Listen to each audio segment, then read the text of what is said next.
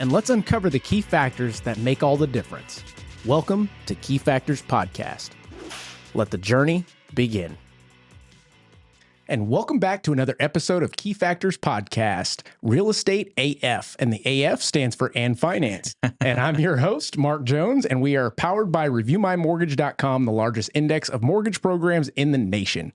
And we've had some pretty good discussions in the past weeks from all different types of realtors, brokers, loan officers, and I wanted to give you guys a little bit of taste of the conversation that is being had, I think, behind the scenes, and that is the difference between an agent and a broker, what the differences are in addition to the advantages and disadvantages. And I've got two gentlemen here today that I believe can shed some light on this because they are definitely faced with that decision as they grow their teams and their business. So without further ado, let me introduce my guests today. I've got Martin Tirado. Martin, what's going on? How's it going? Going well. And then I've also got Anthony Almaguer. How's it going, brother? How's it going? Going well. Yes. Happy to have you guys on today. And the discussion here, gosh, there's so much to talk about. A lot of people think that this conversation is black and white, and I believe it's kind of like mortgage guidelines. It's all gray. Mm-hmm. So if you guys could, before we jump into the discussion, Martin's been on here before, but it's been a little while. Yeah, we were probably still using cell phone cameras when we were doing that episode. But Martin, if you could start, tell us a little bit about yourself. Why should the people listen to you? Where you started in the business, all that jazz. Yeah, so it's funny enough. Like, yeah, you did start with the phones, but it's a lot of humble beginnings. And look, now we're here. Now that super professional environment. You know, I'm so happy to be back and just seeing the progress. But I think just like you had mentioned, you know, there's always different starting points. Mm-hmm. My starting point, I've been in the real estate industry for over 10 years now.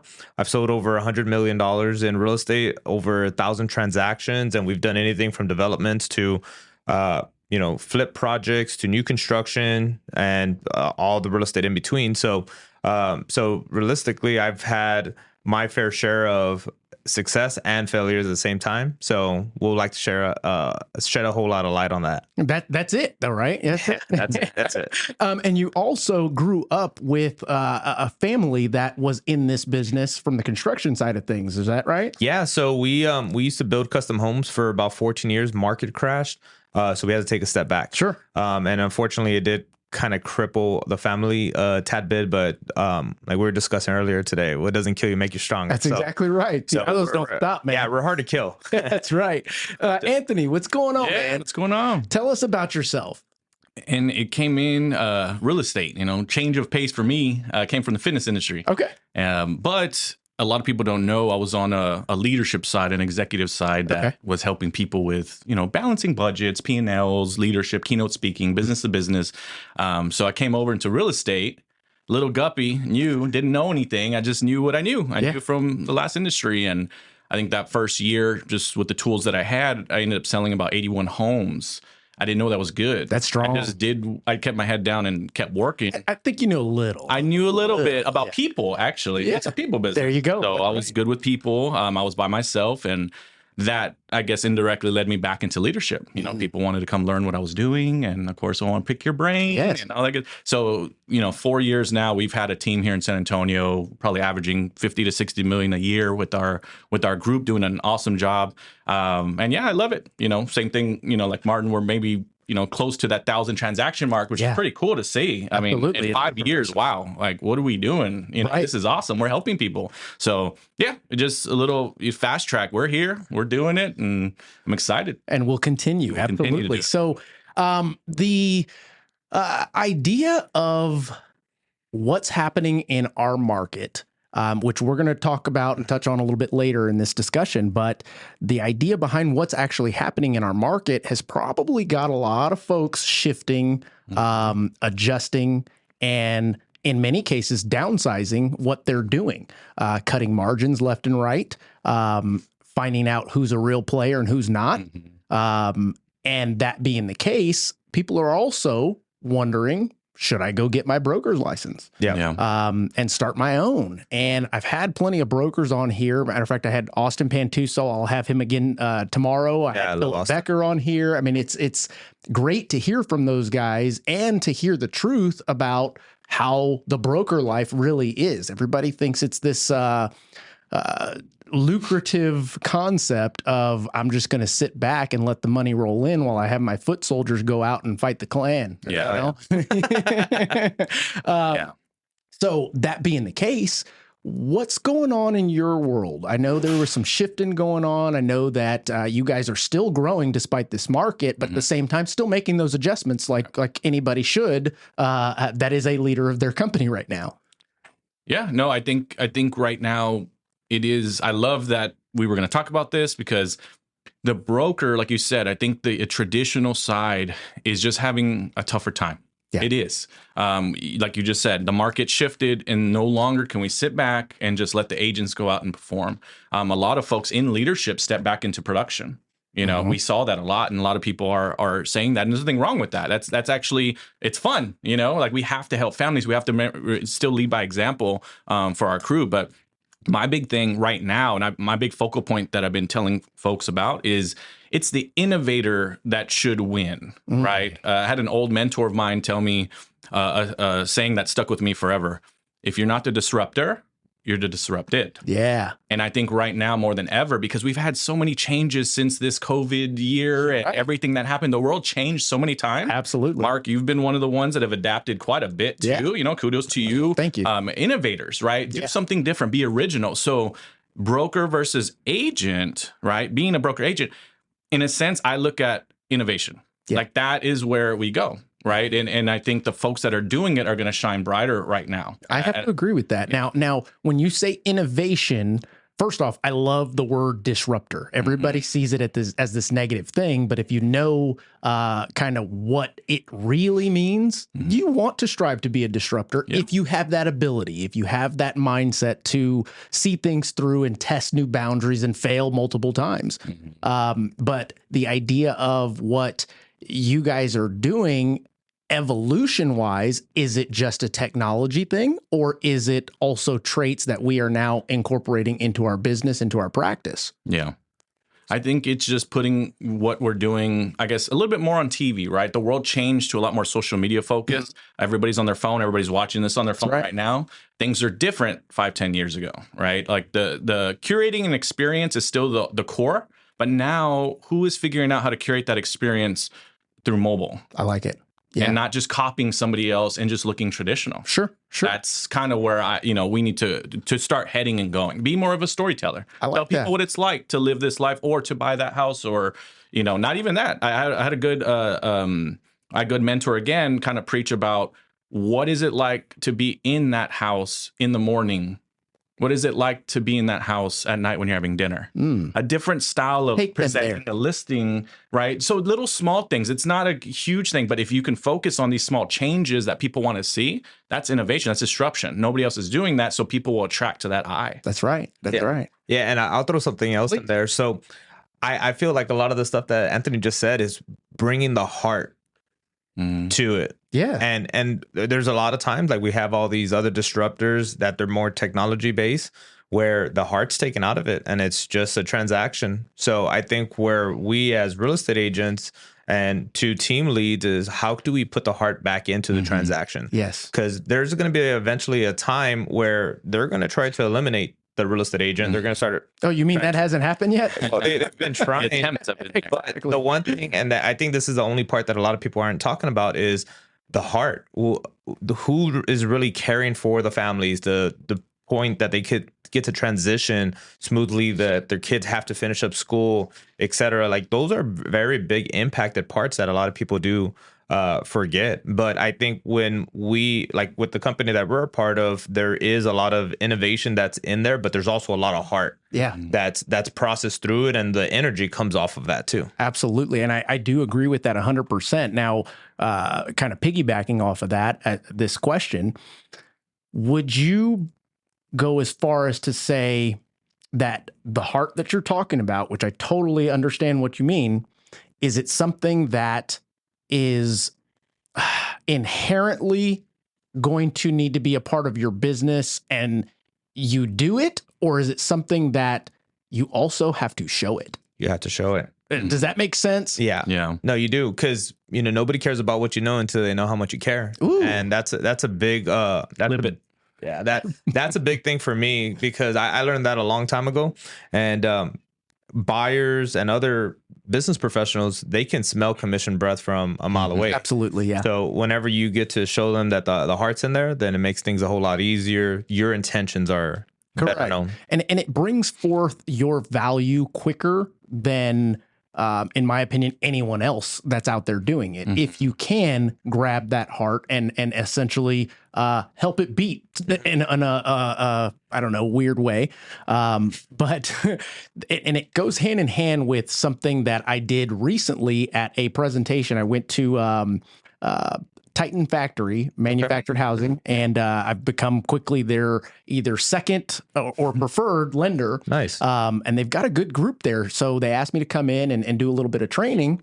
So I went in, and as I was driving to the training, I'm like, man, how can I articulate to them value? Like, they have to show value. What is one way that I can do that quickly and get them to feel it quickly? So I reached in my pocket and went, wait a minute, I've got a pocket full of cash, and I start feeling it, and I'm going, okay, wait a minute. This 100 feels like this $1 bill. So when I got there, I said, okay, I need one volunteer. Volunteer stands up. I'm like, okay, so what's the difference between this 100 and this one? And he said, well, the value. I said, you nailed it. Correct.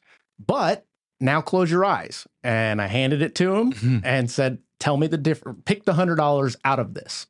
And he grabbed the $1 bill and went, here you go. I went, yeah, see, surprise. You have to have your eyes open and actually show your value these days, because talking about it isn't enough anymore. Exactly. Yeah. So, yeah, that being the case, as we roll into this next segment of broker versus agent, I want to find out, because I know the difference, but there are a lot of folks out there that are wondering, should I take that next step to become a broker? Right. What is the difference? What are the advantages? And you guys being the powerhouses that you are, why are you not brokers? Yeah, I think I see this even when I came into the industry. I met a lot of brokers that were even just starting that are very, very good now. Like, they're very popular, doing great. But then I also saw a lot that were great at sales, helping families, so forth. And the leadership part just wasn't maybe there. Sure. So I think an old saying, right? Not every best player is the best coach. So if somebody is thinking about becoming a broker, there's different ideologies and different things to learn along the way. I know we're going to take our courses here, and everybody's going to learn, but is it in you to be that leader? Right. If you're thinking about being a broker and you do want to do the sit back and let my soldiers go out and hunt, might not work for you as much anymore. Well, right? is it too much for me to say that model is dead? It's getting there. Right. It's getting there. I mean, brand is everything right now. Sure. Right. And so a lot of that traditional mindset that I was just going to be a broker and people just want to come work for me. Yep. A lot of these individual agents now are so concerned with brand and to attract and to make sure, like, are you helping them with their brand? Or again, were you going to sit back and just watch them work? It's kind of dying out a little bit. Yeah. But my thing is, if you're into running P&Ls, you like marketing strategy, you like having meetings, you like having staff, you interview, you're into that side of the game. That's ownership, which is what a broker is. Yep. And that's your day-to-day concern. Is our company growing, right? Not that you just hired a whole bunch of people and you hope things work out. Right. Because we've seen over the last 5 years, there are some that have faded out. Yeah. And unfortunately, what I see is great players wasn't the best coach. Yeah. Right. I think that's what's going on. That's a great way to put it. Yeah, go ahead. And you bring up profit and loss statements. So we're part of the core. That's kind of like one of our main things, understanding what a true profit and loss should look like. There's a big company here in San Antonio. I was going to buy into their franchise, and I thank God that I didn't, because I saw their profit and loss statement and I didn't see no profit. I just saw a loss. Yeah. So for me, when I started seeing, okay, well, I make more money than this brokerage and my overhead's a whole lot less. Is it really worth it? So those are kind of like those little pinpoints for agents where like, maybe it's not the best thing. Let me continue being the player. Let me still perform like LeBron, and I'm not going to go and start being a coach or try and coach because I haven't gone through my prime. And I feel a lot of agents, they're still like, it's a pride thing too. And I think too, like, hey, we want to compete. We want to compete at a high level. We don't want to, take our jerseys off just yet. We want to still play the game.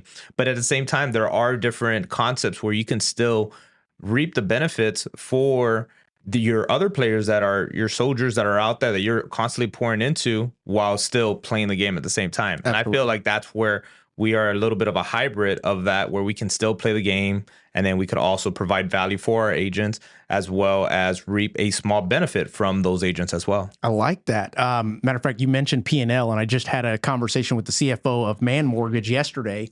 And we were talking about motivation and discipline. They go hand in hand, but at the same time, you need them often. It's not something that, I picked up some motivation and I'm going to run with that. I told him it's like taking a bath or showering. It's not required daily, but it's highly recommended. And he compared discipline and motivation to a P&L. I mean, he's a CPA by nature, so that's the way his brain thinks. So shout out Caleb Wilson. I know he'll be watching this. There you go. The concept, and it made perfect sense. He was like, well, I don't know if you'll get this, but the P&L piece is like the discipline, and your balance sheet is your motivation. Gotcha. At the end of the day, you want your balance sheet to be in the black all day long. But in order to get there, you've got to have your discipline, which is your P&L, your daily expenses, your ins and outs, to be able to know how it's going to stack up at the end. So I thought that was a pretty cool analogy, and also a moment to shout you out, brother. There you go. So that being the case, guys, what was your decision process on the progression of what you guys are doing and what you have built thus far? In regards to, is it time for me to become a broker? Is it not? Because we've got the idea these days of, and I'll call it traditional versus new age brokerages. But we'll get into that a little bit down the road. But now let's stick to this. I think I'm feeling a lot of my happiness points with where I'm at, where I'm still in leadership. I'm still getting that for me, still running a P&L within my brokerage. Absolutely, right? yeah. And that is something that doesn't get talked about a lot, but that's, it's what we're doing. And it gives us that. But at the same time, we have the support, we have the leverage with Real, where we're at. And it just seems like it's the best of all worlds. I just don't see personally the reason that I need to go start from scratch, get funds, investors. Let's do this from, run a P&L. We're going to be in the red maybe in the beginning for a while before we finally start. That's a lot versus right now it's kind of plug and play. I took my company from a traditional brokerage, brought it over to the current brokerage, still running it, and if anything, have gained more income with what they offer. Just, I wasn't going to get this stock option, previously, and I wasn't going to get the revenue share, but I'm still able to run my organization how I want. Right. And I still can have support. It's hard for me to change. To give that up. It is, because again, my happiness points, I'm going to start with me first, happiness. And I feel like I'm hitting all those voids. I'm hitting all those points right now. No, I have to agree. I mean, you took your group from a traditional, and then real quick, shit got real, huh? Yeah, it did. So the other thing too, I'll compliment Anthony on this a lot. He's trained up a whole lot of like great producing agents. Yes. And sometimes whenever the agent outgrows the uniform, you have to let them fly. And we both felt that. I said, hey, man, we're going to continue building these teams. We're going to continue building these agents. Yeah. But the concept is, if we could at least get 1% than nothing, that's better than nothing. Right. So I like the group that we've made as far as just the camaraderie that we bring together. But at the same time, like, I also like the fact that we can see our agents still succeeding, still representing the same brand, while we still knew that we played a big factor on their success. That's something that we've spoken about before. Matter of fact, Sandra Rangel was who I had this conversation with, and we were talking about how much we spill into these people throughout the years, and how much it hurts when they leave. Yeah. And that's that. Whereas you guys now have the opportunity to continue to spill into these folks as much as you possibly can, and still, despite what their decision is to continue to stay under your wing or do their own thing and build their own, you're still going to get a piece of that. And it's not going to affect them either. I think that's a pretty cool concept that's going on there. And I think my inner child in this leadership game, it just is still fulfilled with the idea that, yes, you know, you came here first, but I get to watch you grow. And I want you to replicate me. We can finally say that without that pinch of the penny in a lot of ways. Absolutely. Right. And it's a real thing that, you know, it's a real conversation that, yes, we want to be happy and proud of everybody that leads. But even more so now, I can actually help you grow your brand and your team. And actually, we all win still. And so I like that part of it. I like leadership. I'm a little child in the game, but I love it. And I think if I can help someone be me, I'm doing something right. I like that. It's a legacy. Yeah. And that is a prime example of the evolution we were talking about in the beginning of this. Now, you mentioned leadership, and me personally, I love the concept of leadership, being a leader. As a matter of fact, it's more rewarding personally to help someone and see them succeed than the money that you receive, but you still have to get paid for what you do, which shows your value, et cetera. But that idea behind, do you have to be a leader in order to be a broker? And do you, if you are a leader, should you be a broker? And I think that would be a good segue. Yeah, no, I love it. So yeah, a title is just a title, in my opinion. The work that comes behind it is something completely different. Yeah. So I think when you talked about leadership right now, I felt like one of the biggest heartwarming moments that I've ever had was when I have a lot of these agents that come to me and they say, "You've changed my life." And for me, that's what we're in it for. And two, like realistically, I know a lot of great brokers out there that also have changed a lot of people's lives too. But as far as the compensation, there has never been a lot of compensation from that before. So now there is. So, but realistically for us, I feel that it's been a better, how could I say this? There's been a better grasp as far as retention just because of that on how we can elevate our agents to be that next person, because they're also going to pay that forward to future agents too. And that's what we're in it for. Yeah, that makes perfect sense. And for those that are out there thinking that these types of evolution brokers, disruptor brokers, new age brokers, the idea that it's a pyramid scheme. Newsflash, guys, everything in America is a pyramid scheme. It depends what level you're on. You can look at that from a medical standpoint. You can look at it from a travel, industrial, any of the above. Some are out in the open about it and some are not. And in my opinion, I prefer knowing what I'm getting myself into versus finding out, surprise, you're at the bottom. Oh yeah. You know? So yeah, that's a cool concept of what is going on there.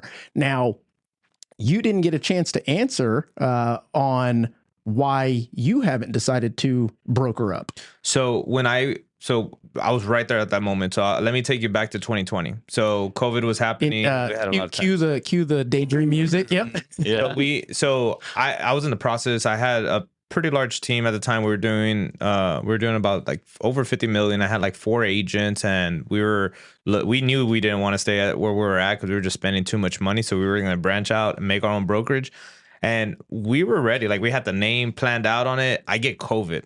Oof. Randomly, right? And I think I got it either from a dealership or I got it from I was buying a car around that time. But I ended up I saw something on social media, and it was about Real Brokerage. It was a new company.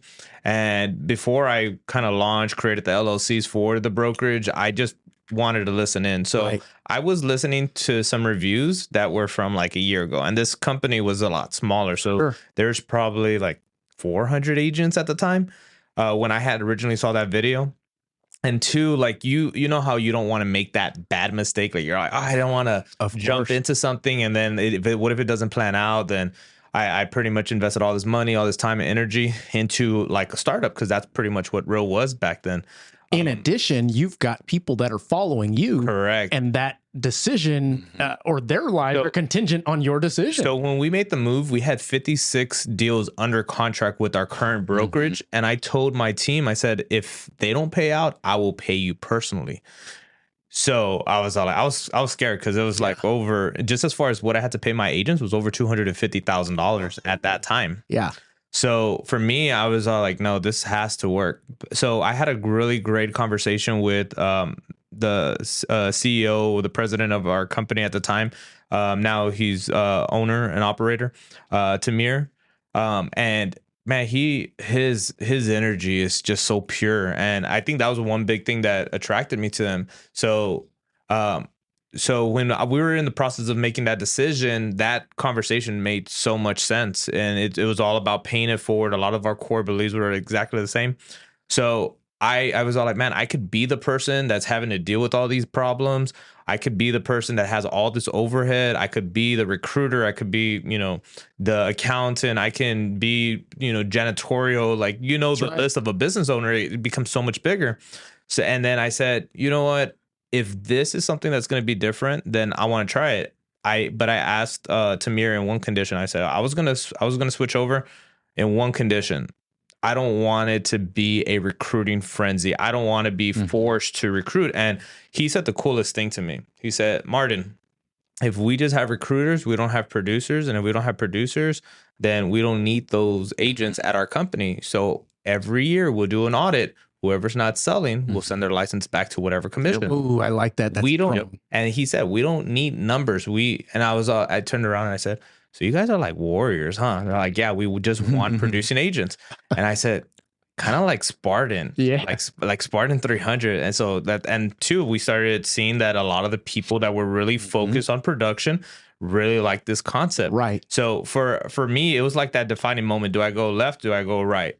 And I went right, and I went right to Real. So it just made sense for me personally as far as where my company was at, because before that I had trained up, and there's a lot of big names that I've had either on my personal team or I've poured into them in a way that affected their business, and I lost them, and I lost them to other brokerages. So I needed to have a concept where if they were at my brokerage, they were going to go somewhere else. Right. Like I would have lost 90% of all the agents that would have followed me to my brokerage already. And a lot of times it's just a matter of time.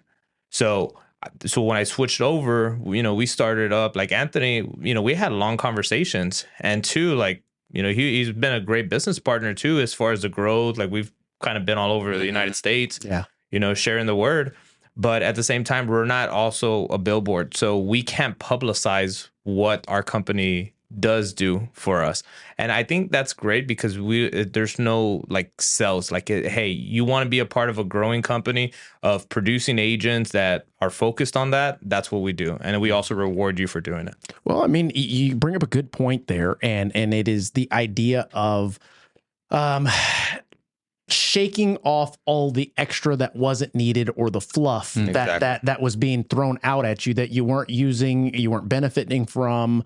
And that was kind of the idea of EXP when they came on the scene, which was, we only want solid agents. You don't need all the extra stuff. And it made sense when it first came out, and you're going, okay, so most things are cloud-based, don't need a shop. Ahead of the game on that for sure. Oh yeah. And then the idea behind, well, if you still need a little bit of training, need a little bit of leadership, well, you've got your team leader who's running your pod, so to speak. And taking that with you guys, I feel like since you came after EXP, you got to see where they failed. And it allowed you to form your pods, your groups. Right. So are you a broker? No. But do you have the responsibilities of a broker? You're damn right you do. I mean, there's no question about that. You got your own P&Ls. You've got your people under you that listen to you and will follow you to the end of the world. And if they happen to leave, whether that's on good terms, bad terms, it's time for them to fly the coop. Absolutely. That's okay. You encourage that behavior as well, because, hey, you're a producer. We want you here. Let's keep it rolling, because when you do well, we all do well. What is it? A rising tide lifts all the ships. So that's pretty cool concept, and I can see why it was a pretty clear path to take going that way. Truly. Okay, so we've got working at a brokerage. We already talked about that. Let's go back to branding. There we go. You talked about branding earlier, and I have been big on branding before I even knew what the concept of branding was. And since I was ahead on that concept, I preach it because it does work. You are correct. People would buy Sony TVs back in the day because Sony was the big dog. And that is the same with a soda brand. That is the same with a technology brand, any of those things. Why? Because they do such a good job of branding. And branding is not just the name of your company. It goes deeper into, what do you guys believe in? What does your culture look like?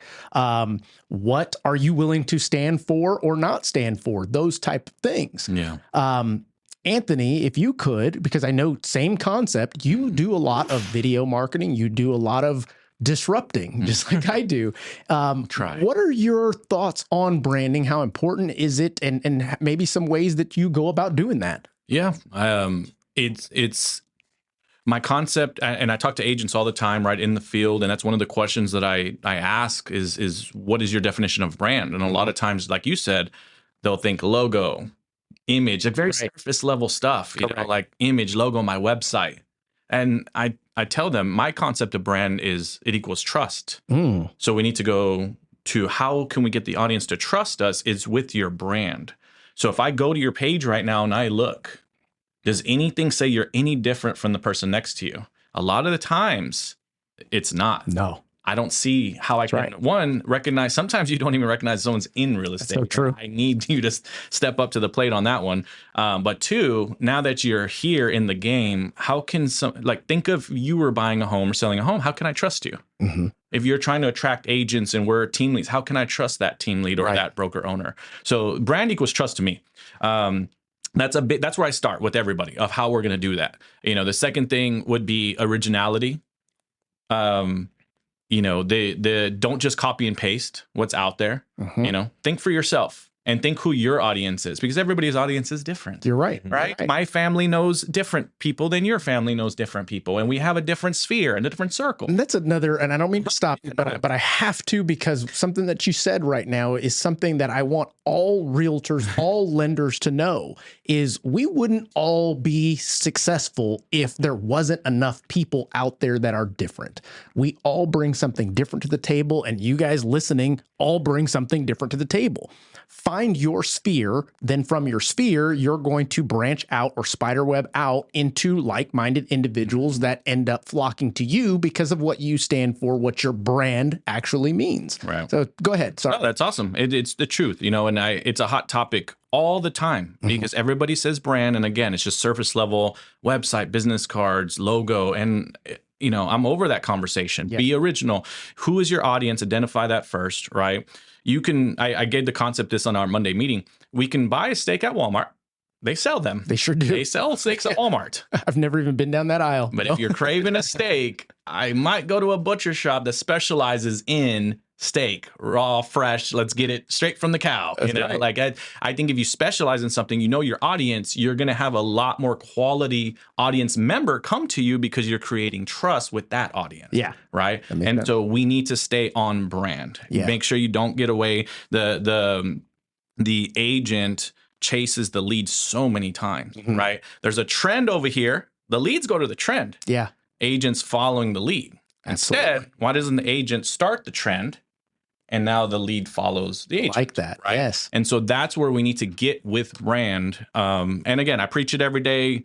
It's big. It's a hot topic right now because of the changes. And I know we're going to talk about it here in a little bit, but your individuality and your brand right now is going to either skyrocket you or put you out of business, unfortunately. So step up to the plate because it's time. I have to agree with that. Now, also to piggyback on what you're saying here, and I wrote it down so I wouldn't forget because it is important. There's a lot of folks out there, and I'll be specific. There's a lot of realtors and lenders out there that believe if I just focus on my brand, with the marketing, with the logos, with the marketing material, and I have all the stuff that will get me to the next level. And I'm here to tell you that you need boots on the ground to parlay with that, or it won't work at all. Yep. I've hired plenty of new to the business loan officers that will get in and think that their social media posts are going to get them business. And it's like, guys, you've got to be boots on the ground alongside your social media posts so that when people actually see it, they go, oh, I know that guy. They were just in here giving a presentation, or that was the person that was trying to get that meeting with me or take me to that coffee or what have you. Or that's the person that I saw closing those loans. Yeah, because you've got to have results to go alongside your brand, or your brand doesn't mean shit, in my opinion. Yeah. And I think just you hit a topic earlier, and I would say this too, that the trust with agents, specifically on our side of things, we see it out there that isn't there kind of subliminal hate sometimes for agents? Yeah. What do they do? Why did they get paid and all these things? Obviously, everything happening right now. I think we almost bottlenecked ourselves in a little way. I've talked about that. And this is something that we do a lot is we only show successes. Yep. And now you are only the successful person because all people see. That's right. When the person that's winning right now or is going to win right now, be vulnerable and show some losses. That's right.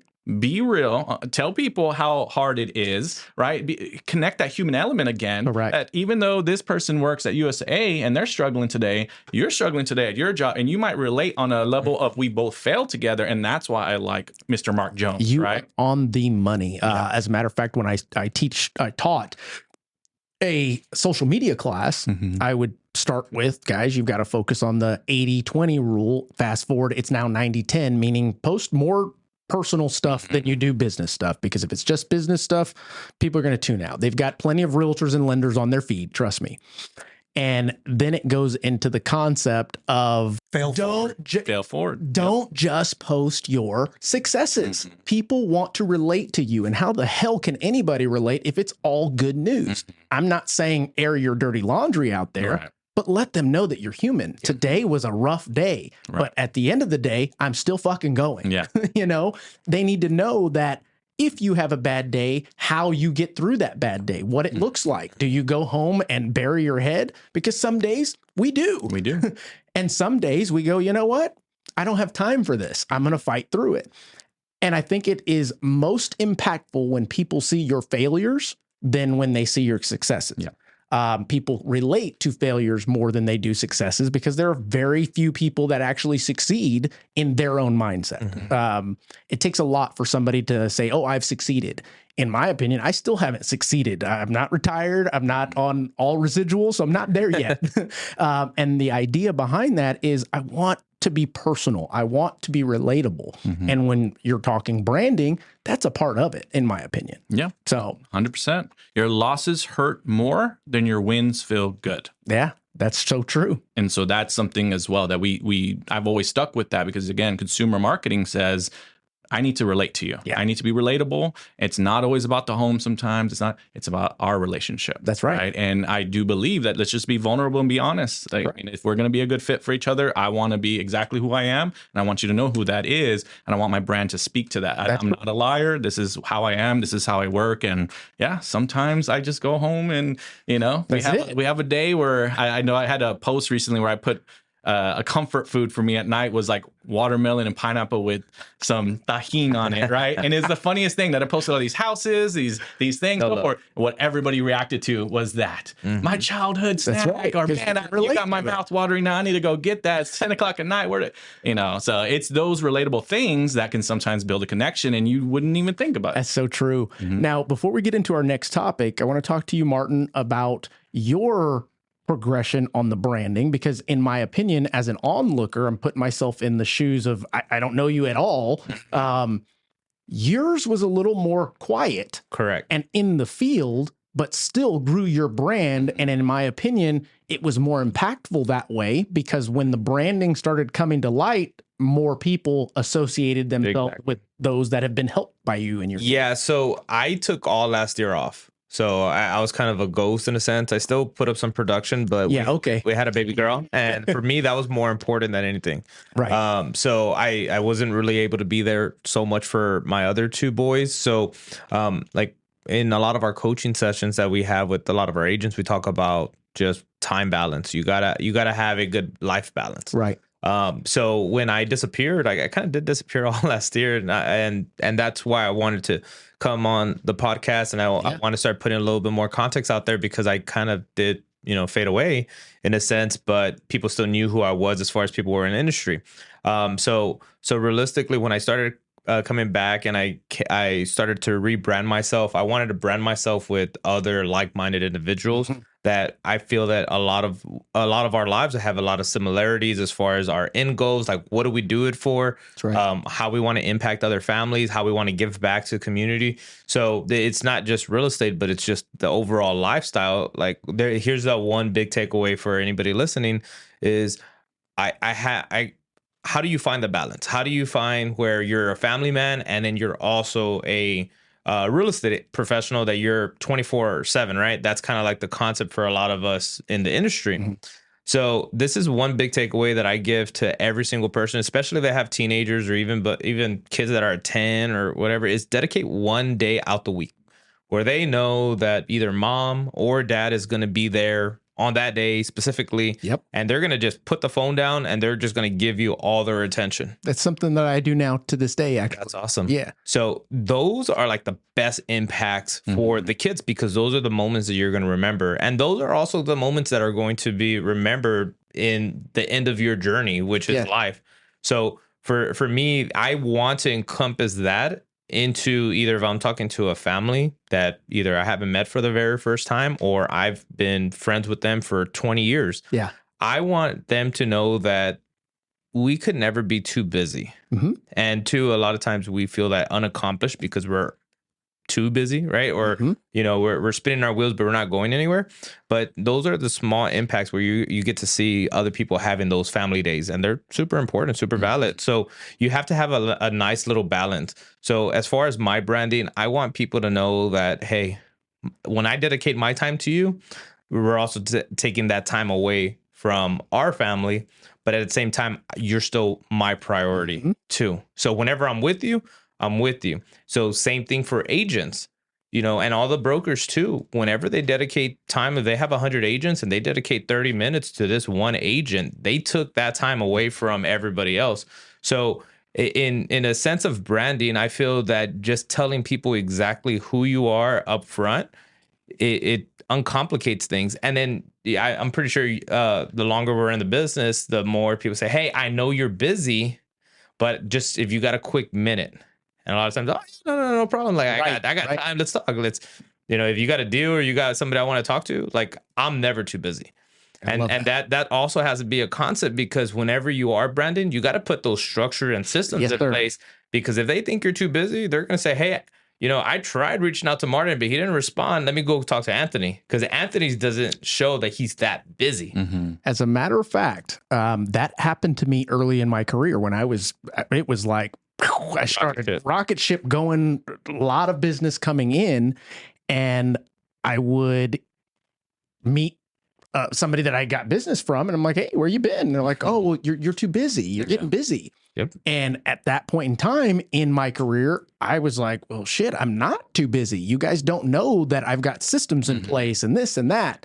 But I'll get back to that here shortly, because I want to address the idea of balance. And I'm glad you said what you said, because I was going to call you BS here in a minute, because I truly do not believe in a perfect balance. Not the people that we are, not the level that we're at.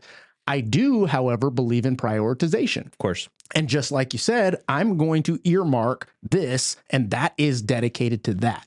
That is, in my opinion, what we go through on a daily basis and what we call balance. No, it's not on this pie chart. Tell me, is this equal halves of every? Hell no. Hell no. That's not even possible when you are doing what we are doing, when you are, when you have the goals, when you've got the drive, etc. It's just not possible. Now, the idea of, hey, you're busy, I now respond and say, no, I'm prioritized. And right now, you're the priority. Why? Because you're on the phone with me. My wife got a tattoo on her arm, and I love it. Says, wherever you are, be all there. Yep. And that's pretty much, in a nutshell, what it means. Is prioritize your day, your month, your week. What does it look like? And then stick to that part, kind of going back to the discipline aspect of it. But no, we're not too busy. We are prioritized. We wouldn't have gotten to this level if we were always too busy. I mean, that sounds like chaos. And I hear it often. I know you guys too. Every time your phone rings, the person says, I know you're busy. Yep. No, I'm prioritized. Yeah. You may see it as busy because you haven't had the training, coaching, etc.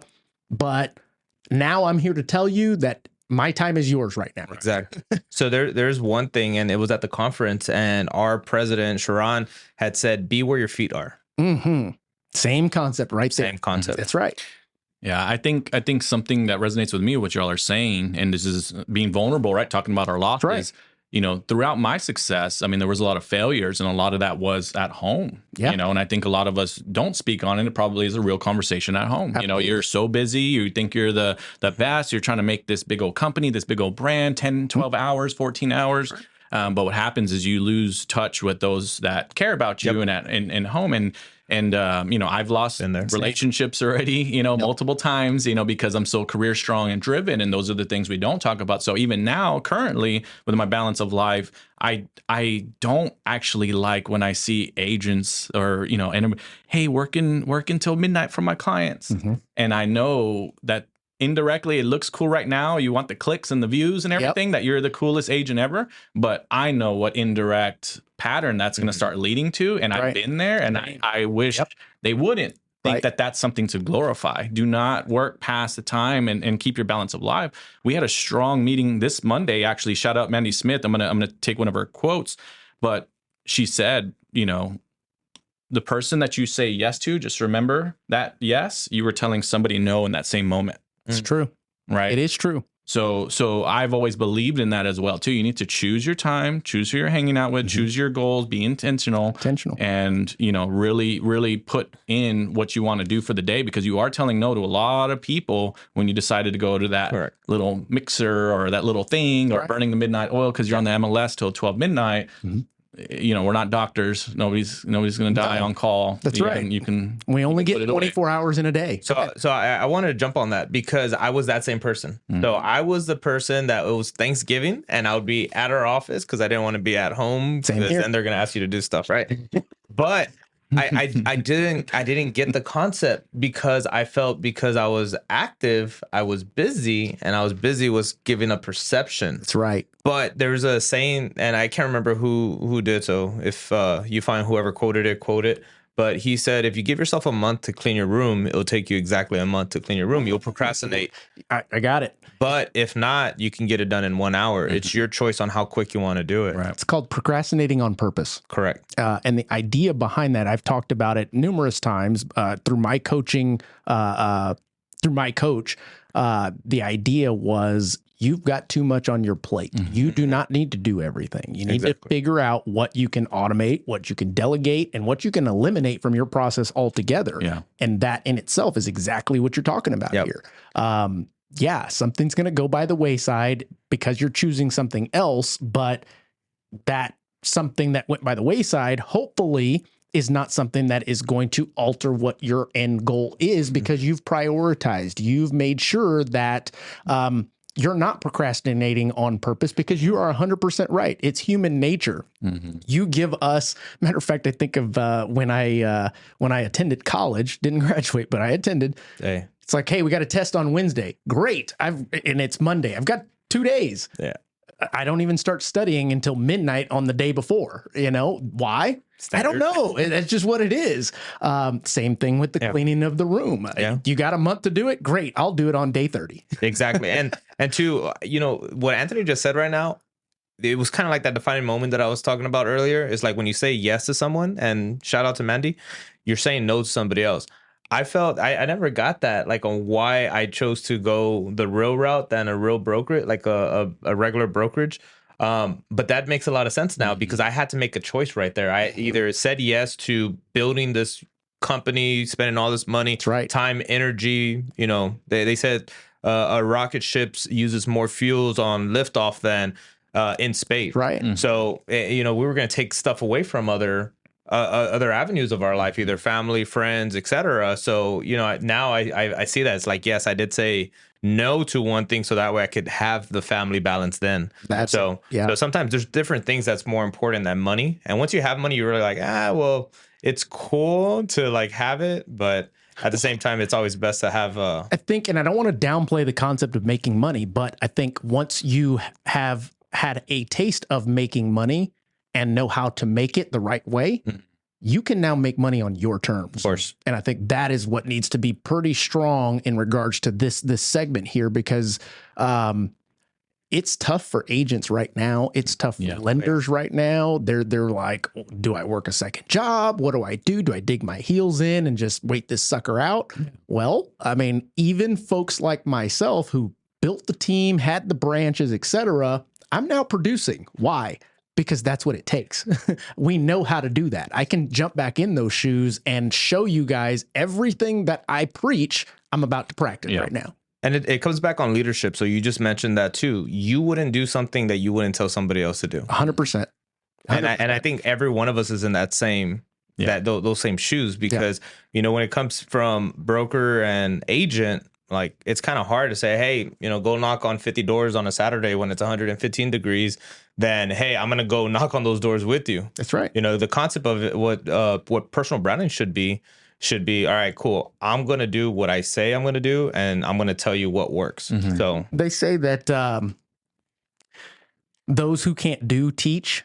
I call bullshit on that too, simply because the best teachers have done.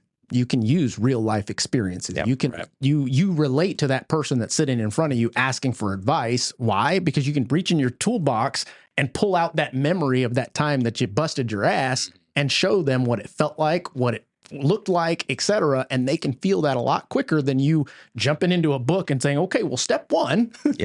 No, that's a bunch of noise. So how often now, and this is just kind of like a side question. Yeah, keep going. How often do you feel that the market shifts in a way where you have to adjust? Because what happened 10 years ago, what marketing looked like and branding looked like back then is not what branding looks like or marketing looks like now. I would agree and disagree, only because I was one of the first to do the social media marketing back then. 2012 was when I started. Nobody was doing Facebook posts, closing pictures. I did it. Why? Because I started doing it when I was in the auto industry and it worked. I was like, okay, people are actually calling me off of this Craigslist ad and this Facebook post.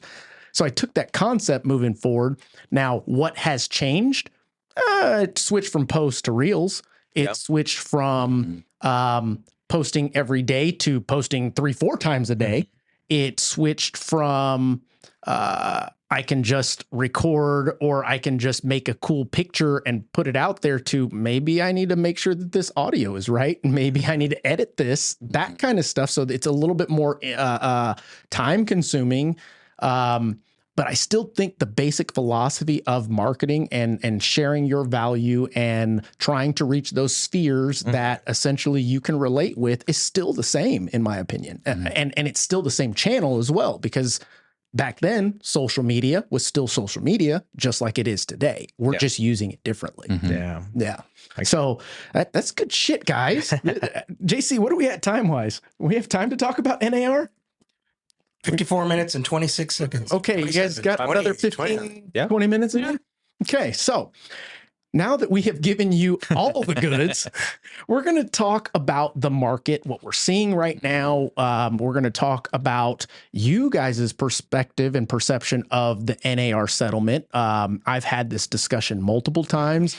I'm obviously not a realtor. My wife is, and friends with plenty of brokers, and have gotten to see probably more than most in regards to behind the scenes on what this means, how it's going to affect you guys, and also played the devil's advocate on how it could be good, how it could be bad, what actually has to happen in order for prices to come down due to this ruling, etc. I want to hear you guys' thoughts on this because I've got my 2 cents and I can always play devil's advocate.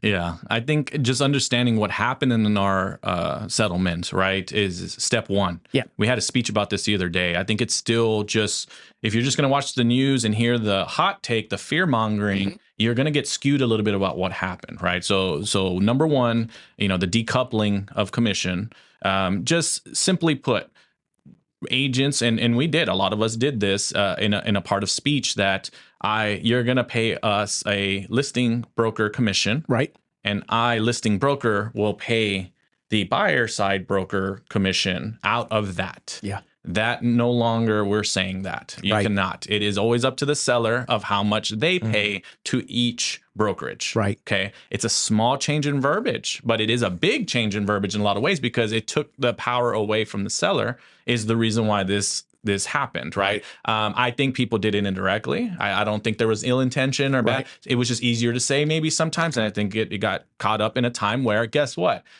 Every house was selling. There was 50 people outside of an open house. And yeah, why would I pay this is not the same market. That was a small strata of data that somebody decided to go up and say, you know what, this is not fair. Why did I pay a buyer's agent out? But again, are we in that same market? No, that was a weird time that we were in when this all came about, and we're not even there right now. But yet someone's making a ton of money off of NAR, right? So that's my take on that. We're not there again, and it stinks that we're having to make these new, ways of life and adjustments. Yeah. So that was one, decoupling of the commission. Your verbiage needs to change. Practice it. Get with your team lead. Get with your broker. It's not going to be a tough thing. It's a small change. The second thing is coming July 1st. No longer will there be commission presented on the MLS. Right. But you can still call the listing broker. Are you guys paying a commission? Absolutely. It can still be put on marketing flyers. It can still be put on your website. We're still going to know if a seller's paying, buyer agent commissions. It's just, it cannot be on the MLS. So those two main changes. Now, how do we adapt? Again, practice. And this is, of course, going to change. And I know we're probably alluding to this, but there's going to be a huge drop off of some folks that are not able to have that conversation. Correct. What is the responsibility of a listing agent? I would probably practice that. What is the responsibility of a buyer's agent? Yeah. Okay. Because if we're not going to pay the buyer's agent, the listing agent is doing both jobs. That's right. Both roles for essentially less if the seller wants to say, I shouldn't have to pay that. Right. But the listing agent's job was never to find a buyer. Yeah. Right. Okay. So number one, I agree with what you're saying thus far. You guys tell me before I go into this next piece, was it realtors being lazy that ended up getting us to where we are with this? So I would tell you this, and I see it even in my team, the brokerage, they will wait to get buyers reps until like the week of closing. Wow.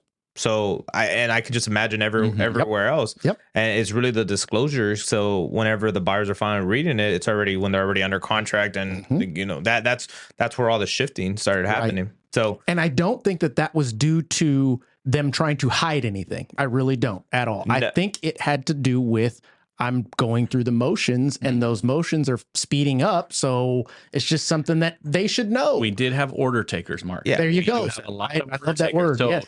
Let's go back again to COVID. Okay. The world changed. Guess what everybody was doing? On their phone. On their phone. That's right. Guess what every agent was doing? Selling a ton of homes. Interest rates were low. Prices were getting reduced. Builders are paying all these commissions. Sellers are saying everything sold. That's right. Guess what? That person on the couch was like, wow, I could do that. They make it look easy. It was a different time. That's right. Okay, so we go on that. Now we have, I know when I got my license 5 years ago, we had 8,000 agents in our market, San Antonio. We had 16,000 before January 1st of this year. Okay. Now we have 12,000 after this first quarter. There's a fall off already. But that is crazy to me. What happened is we showed all of our wins. Like I said earlier, we bottlenecked ourselves. We showed only our wins, none of the losses. People thought they can do the full duties of the agent. So people were listing homes and just it's sold. But now when it takes actual work, I am not mad at the seller for questioning why should I pay you? And they should have a value proposition that is ready to go. Yes. do I need you? You need to have that ready to go. Yeah. I think transparency is like super important too. So I had a client, he was like, hey, we got to do something about your commission. I said, well, do you even know what it costs me to run my business per each transaction? He said, no. He said, well, that kind of plays a big factor. I said, for each deal that I close, it usually costs me anywhere from $1,800 to $2,200 per each deal. The average agent, or I would say even 98% of agents in the entire United States, they don't know what their cost per deal is. And a lot of the people that do create profit and loss statements, they do. You have to. They right. know. If you don't, you're already behind. So I was speaking to this new seller, and he was coming from a different broker. He's all like, yeah, no, he didn't want to haggle with me on commission. I put a really nice product out there and it sells by itself. I said, okay, that's great. I'm glad that you believe in your product, because I believe in your product. Like, we're going to believe in the price. And then 2, you got to believe on whatever you're going to pay an individual is worth that money that you're going to pay. Yeah. And if you felt that individual didn't deserve to make so much money because they didn't put in that effort, then that's a self-belief. And then I think that's a great way to combat the value of how much should an agent get paid for a transaction. Absolutely. And going super basic on this next little piece here, I believe that it was more of a reminder than a change. Of course. I like that. And that I thought of on my own. This next piece I did not. So Steve Collins, I had him here recently, and we had a fucking phenomenal conversation. That guy is top notch people. And we went through an example. He said, Mark, we were finally at the end. He said, do you mind if I go through what it should look like when a listing agent is meeting with a potential seller?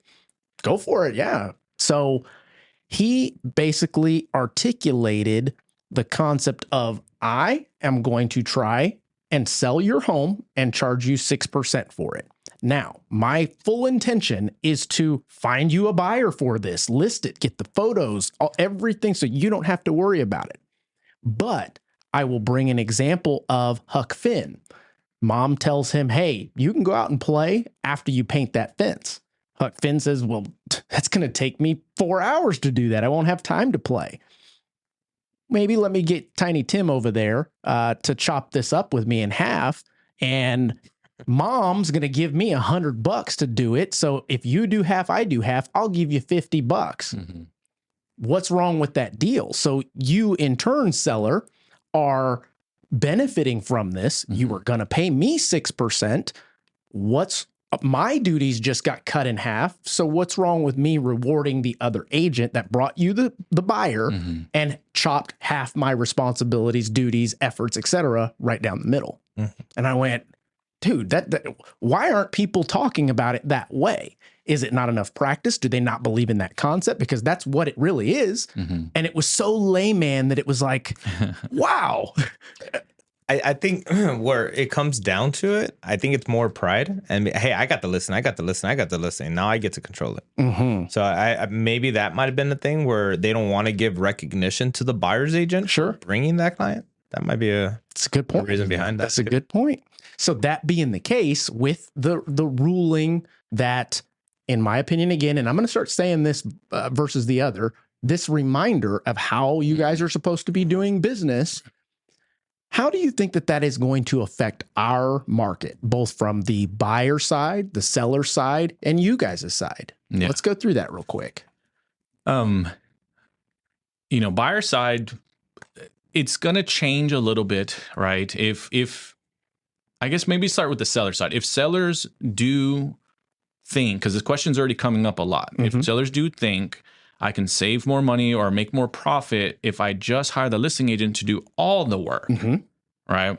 And we don't explain and have that value proposition that this is my responsibilities and that's their responsibilities as the buyer agent, and you should budget for commission for them because they're going to be doing a lot of work to attract as well to this house, not just here, right? Again, rising tide lifts all boats. We need to partner with buyer brokerages and things like that. But if there is a situation where that does happen, where there's no commission towards the buyer side, buyer's agent now has to have that conversation. So now there's more layers to your work. Correct. And value. Hey, I'm not getting paid from the seller side, so I would like to have you sign this agreement that says you're going to pay me upon us closing or doing this deal. Naturally, we know what's going to happen, Mark. That's we already have issues with borrowers having a lot of cash to close, and we live in San Antonio, guys. we're nothing against us, born and raised, proud.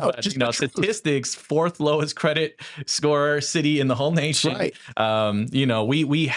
We work so passionately with our buyers that it is tough to just get that extra few thousand, much less 3% sometimes, which is what the unwritten rule of what we were kind of getting, right? Nothing's set in stone, but that was just about. So now that conversation comes up from the buyer's agents. They didn't have to have that conversation as much. Correct. So there's going to be a fade out there. I think that's the result of what we're getting at is there's going to be some fade out of the folks that don't know to have that value proposition conversation. I know even on your side, and you can probably speak on this, but if we were to try to put anything into the loan side, right, and someone wants to be creative and say, hey, well, our commissions can go maybe into the sale. I'm going to blow y'all's mind. Nobody's asked me that yet. Okay. Yeah. Well, and I've heard. I might blow your mind in a way that you're probably going to go, really?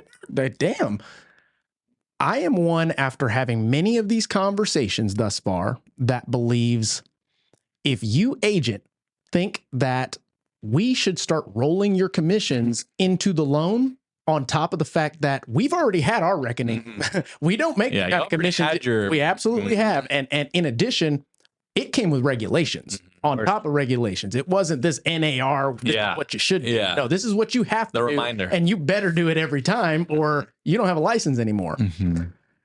I think that is something that realtors need to look at themselves and go, okay, we've probably got to find another way. Why? Because there are many loans that your borrowers have to use in order to qualify for X property that already have funding fees rolled into them, upfront mortgage insurance rolled into them. So now we're preaching this idea of homeownership and gaining equity and building legacies, but yet I'm going to sneak this 3% in here.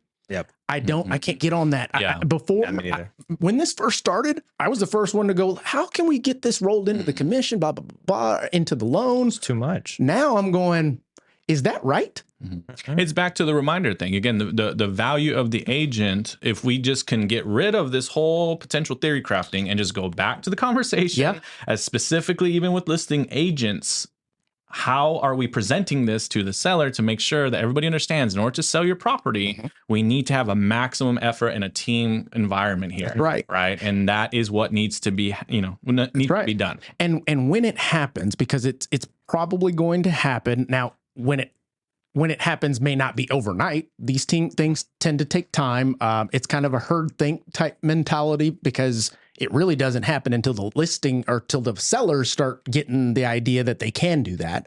Then when they can do that, it's probably going to go from 6 to 5 or 4. I think it should not go any lower than that ever, in my opinion, because you guys work your ass off. But that being the case, then it's going to be up to the listing agent to go, do I split this down the middle? Do I keep the 3? Do I give the 1? And is that going to affect the buyer's agents on the properties that they're showing their actual buyers in that regard? So I think what they are doing is creating more issues by doing this. In addition, were they not the ones that were fighting for no more dual agencies? And now all of a sudden we're like, oh, there's the tail. We're about to catch it. Makes zero sense to me. Yeah. So going back to your questions about what's going to happen, I feel like we're going to have a shortage of inventory, especially for the next 12 to 18 months. Yeah. There will be a shortage of inventory. So because of that, do I see prices going up today? I don't know if y'all follow, but May 1st, the airing of this podcast, D.R. Horton is doing a price increase when interest rates also did go up last week. So realistically, people are seeing that there's still a lot of buyers coming, and there's a shortage. Yesterday, I had a listing appointment with one of my clients in Bernie, and when we sold her that house originally, this is probably like less than 9-10 months ago, there was 106 inventory in that community. When I ran the comps 9 months later, there's 40. So that cut in half. There's less builders building in that same community, but the prices did not elevate. They did not go down. Yeah. Where in a lot of communities, they did go down. So I told her, I said, look, what one builder decided to do in here is they reduced all the prices. They took like $100,000, $80,000 haircut. Yeah. I said, if we don't want to use those as comps, let's wait another 6 months. We no longer use those as comps, and we'll continue to elevate the actual price. So just because it's, their right moment to sell doesn't mean that it's the right moment to sell. Yeah. And a lot of times maybe even prolonging it might also be a thing. So if I'm looking in the crystal ball, as far as Martin's crystal ball, I feel that there is going to be more business for producing agents like us, or like the people that are watching. And there's going to be less agents that are actually going after the same business. So as far as where you stagger your business, it's still going to be there. You're still going to be able to make more than enough money. And then as long as you disclose that this bottle of water costs $1, and then that's exactly what you're going to tell your sellers, right? Because when you're in that $800,000-$900,000 price point, seeing 6% on $900,000, and you're looking at $54,000 on a property they lived in for 6 months, 9 months. Yeah, it's a kind of a hard pill to swallow. So you got to make those adjustments, and I think if you could get to adapt with whatever market it is, you're going to be successful. And sometimes you also got to see what's going to come in the next 6 months, 12 months, 18 months, etc. Mm-hmm. I like that you said that, and that was coming from a top producing leader in our industry, because all of those out there that I'm seeing on social media that are replying with I'm not lowering my commissions.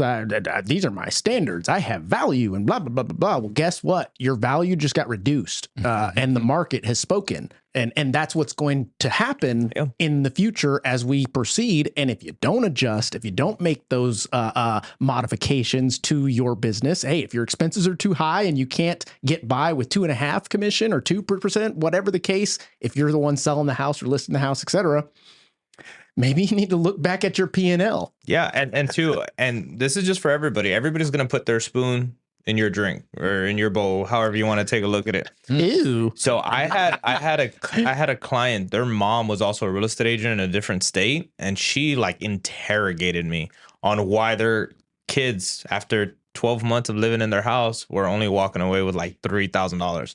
I said, "Oh, they didn't tell you the full story." Mm. That's if we price the house up $25,000. Yeah. Wow.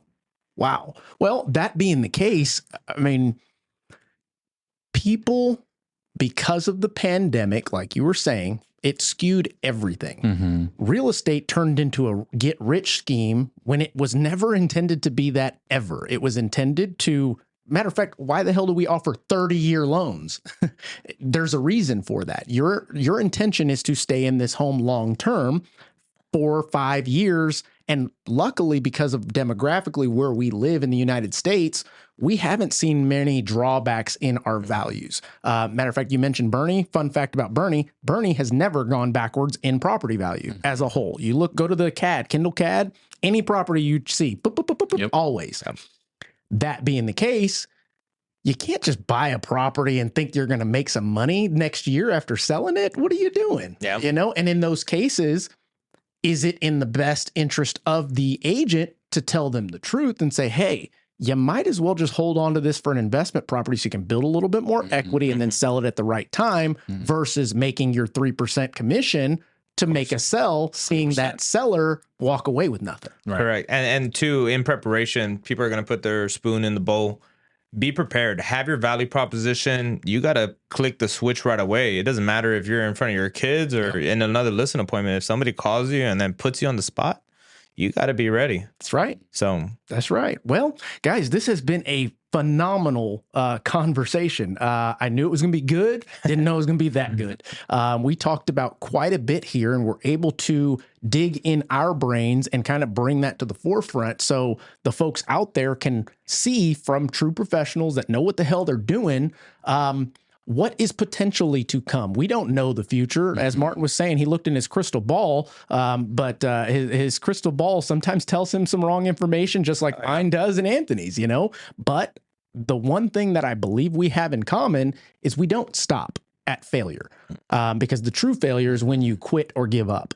And I think that message rings clear and is very obvious with the gentleman that I'm here today with. So you guys want to add anything before we cut this thing off? Anthony, you got anything? I embrace it. I told someone the other day, hey, silver lining, I kind of like the changes. I'm not going to lie. You know, it does. Reminder. Reminder. There you I go. like these reminders because it is true. I got into this industry 5 years ago. It's not like I've been doing it 20 or 10 like some, but I saw the laziness. I saw why I outpaced so many people in such a short time. Yeah. There was a reason. It was because people were not treating the job with responsibility like they should have, and they weren't treating it like a true business. It was very much pay. Yeah. And I saw it. And so I think I've outpaced as an example. And that's why I love it even more, because we're going to have another hump that we're going to probably bypass another layer of other folks, unfortunately, in our own industry. But at the same time, you know, if you're going to stick around with us, you're going to fail forward with us. Like we just talked about a couple of items, get your brand to equal trust. Yes. Not that you just have a cool logo, right? Get your value propositions going. Okay. Have a menu of value. Ooh, I like that. A menu of value. If you're going to be questioned on your listing prices and things like that, well, what does someone get if they have that? Have your stats ready, right? Like I know we're confident. We keep selling every listing above market value. We keep selling above price per square footage. I have that data. So you're worried about our commissions, but yet I can net you more on average. That's what our team does. That's right. So, you know, let's do some research before we have that conversation. And I embrace it. I think we're going to be completely fine. There was already 16,000 agents, went down to 12. But yet the same names are the same ones producing. That's right. We have the same folks around us that are Weird how that happens, right? Yeah. So I love it. That's my take on it. And I love that we're talking about it. Absolutely. I think we should. Absolutely. Martin, what you got? So for me, I love that Anthony brought that up, because it's finding the people you're going to war with. Because real estate, in a sense, it's the nicest war we're ever going to be a part of. But being able to collaborate with other like-minded individuals that are, hey, Anthony, I need you. Shoot, moment's notice. Like today, I reminded Anthony like 45 minutes before the podcast. I said, hey, just a reminder. And he's like, oh, shoot, that's today. And he jumped into action. That's and right. a lot of times there's people are like, well, they'll make any excuse. Oh, I can't do it. He had a closing this morning. Yeah. So as far as getting with like-minded individuals, being able to grow in a great positive way, like you got to surround yourself with those same individuals. And I'm glad to be here with all three of you guys, because I feel like we all have the same purpose. Is let's create as much value for the next generation or that next person. And maybe one thing from this podcast is a good gold nugget that they could take back into their business and say, all right, I was impacted because of that segment. Absolutely. Absolutely. And for those of you listening, Martin is not crazy. We do have JC here that's behind the ones and twos. What's up? So yeah, there are three. Gentlemen, I would love to have you back for another one. I think that you guys pick another topic, because the ability to be transparent and the not cockiness, the other word, the confidence in what you guys and how you guys are articulating this, and the passion that you have for what you do shines through. And it is, I love being able to talk to people that know their shit. Why? Because I'm not here to convince you. I'm just going to tell you like it is. and like it or leave it, that's what it is. Yeah. We keep it real, Mark. Absolutely. I like that. See? Guys, gals, they, them, thank you for tuning in. I hope you really got something out of this. And I'm going to go as far as to say that was the best conversation I've had all year. And I've had quite a few. I really appreciate the guests. And I really appreciate you guys for continuing to support the channel. If you are getting something out of this, make sure to like, subscribe, share with a friend. We are also on Apple, Spotify, and all other podcast platforms. If you don't have time to watch our pretty faces on screen, you can always listen while you're in the car, in the shower, or maybe in the shitter. That being the case, we will catch you on the next one. Welcome to Key Factors Podcast, where knowledge meets ambition in the fast-paced world of real estate and mortgage. I'm your host, Mark Jones, bringing you the latest insight, trends, and expert advice to navigate this dynamic property market. In each episode, we dive deep into the heart of the industry, dissecting market movement, exploring investment strategies, and unlocking the secret to real estate success. Whether you're a seasoned professional, an aspiring investor, or simply looking to stay ahead of the curve, this is the ultimate guide to making informed decisions in the world of property and real estate. So grab a seat and let's uncover the key factors that make all the difference. Welcome to Key Factors Podcast. Let the journey begin.